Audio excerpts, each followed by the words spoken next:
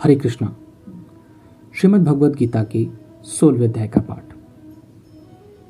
श्री भगवान बोले, भय का सर्वथा अभाव, अंतःकरण की पूर्ण निर्मलता, तत्वज्ञान के लिए ध्यान योग में निरंतर दृढ़ स्थिति और सात्विक दान, इंद्रियों का दमन, भगवान, देवता और गुरुजनों की पूजा तथा अग्निहोत्र आदि उत्तम कर्मों का आचरण एवं वेद शास्त्रों का पठन पाठन तथा भगवान के नाम और गुणों का कीर्तन, स्वधर्म पालन के लिए कष्ट सहन और शरीर तथा इंद्रियों के सहित अंतःकरण की सरलता, मन, वाणी और शरीर से किसी प्रकार भी किसी को कष्ट न देना, यथार्थ और प्रिय भाषण, अपना अपकार करने वाले पर भी क्रोध का ना होना, कर्मों में कर्तापन के अभिमान का त्याग, अंतःकरण की उपरति अर्थात चित्त की चंचलता का अभाव, किसी की भी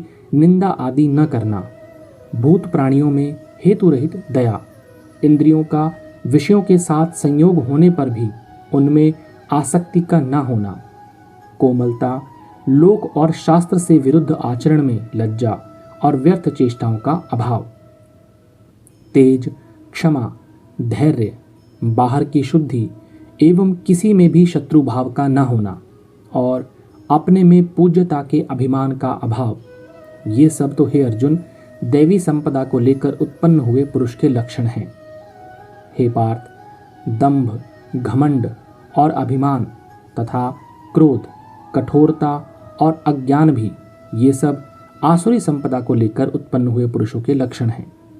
दैवी संपदा मुक्ति के लिए और आसुरी संपदा बांधने के लिए मानी गई है। इसलिए हे अर्जुन, तू शोक मत कर, क्योंकि तू दैवी संपदा को लेकर उत्पन्न हुआ है। हे अर्जुन, इस लोक में भूतों की सृष्टि यानी मानव समुदाय दो ही प्रकार का है, एक तो दैवी प्रकृति वाला और दूसरा आसुरी प्रकृति वाला। उनमें से दैवी प्रकृति वाला तो विस्तार पूर्वक कहा गया, अब तू आसुरी प्रकृति वाले मनुष्य समुदाय को भी विस्तार पूर्वक मुझसे सुन।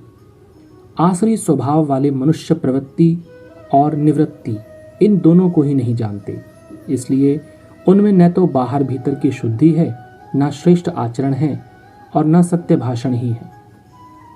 वे आसुरी प्रवृत्ति वाले मनुष्य कहा करते हैं कि जगत आश्रय रहित, सर्वथा असत्य और बिना ईश्वर के अपने आप केवल स्त्री पुरुष के संयोग से उत्पन्न हुआ है, अतएव केवल काम ही इसका कारण है, इसके सिवा और क्या है।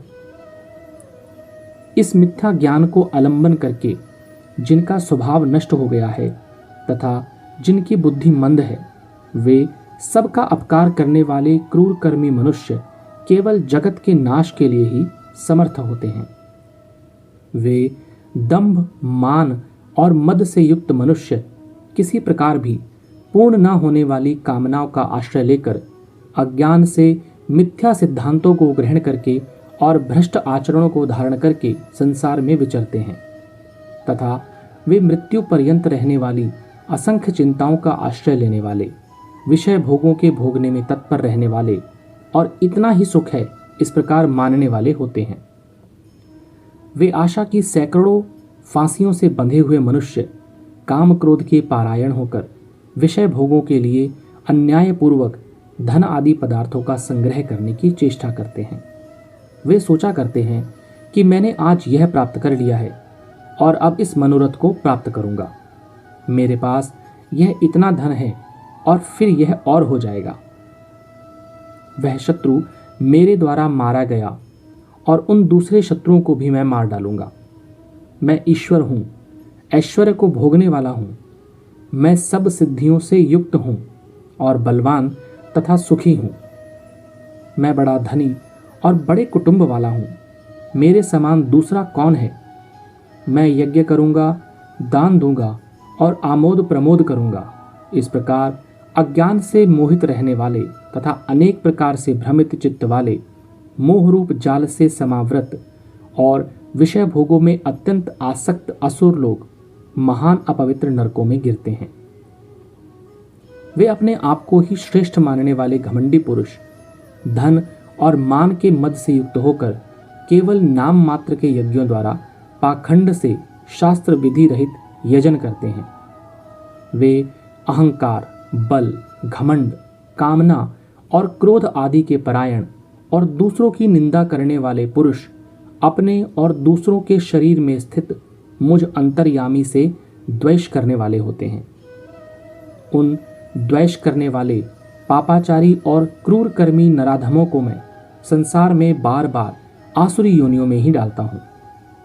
हे अर्जुन, वे मूढ़ मुझको न प्राप्त होकर ही जन्म जन्म में आसुरी योनि को प्राप्त होते हैं, फिर उससे भी अति नीच गति को प्राप्त होते हैं, अर्थात घोर नरक में पड़ते हैं। काम, क्रोध तथा लोभ ये 3 प्रकार के नरक के द्वार आत्मा का नाश करने वाले अर्थात उसको अधोगति में ले जाने वाले हैं। अतएव इन तीनों को त्याग देना चाहिए। हे अर्जुन, इन तीनों नरक के द्वारों से मुक्त पुरुष अपने कल्याण का आचरण करता है। इससे वह परम गति को जाता है, अर्थात मुझको प्राप्त हो जाता है। जो पुरुष शास्त्र विधि को त्याग कर अपनी इच्छा से मनमाना आचरण करता है, वह ना सिद्धि को प्राप्त होता है, ना परम गति को और ना सुख को ही। इससे तेरे लिए इस कर्तव्य और अकर्तव्य की अवस्था में शास्त्र ही प्रमाण है। ऐसा जानकर तू शास्त्र विधि से नियत कर्म ही करने योग्य है। इससे तेरे लिए इस कर्तव्य और अकर्तव्य की व्यवस्था में शास्त्र ही प्रमाण है। ऐसा जानकर तू शास्त्र विधि से नियत कर्म ही करने योग्य है। इस प्रकार श्रीमद् भगवद गीता के अंतर्गत श्री कृष्ण और अर्जुन के संवाद रूप देव असुर संपद विभाग योग नाम का 16वां अध्याय संपूर्ण हुआ। हरे कृष्ण।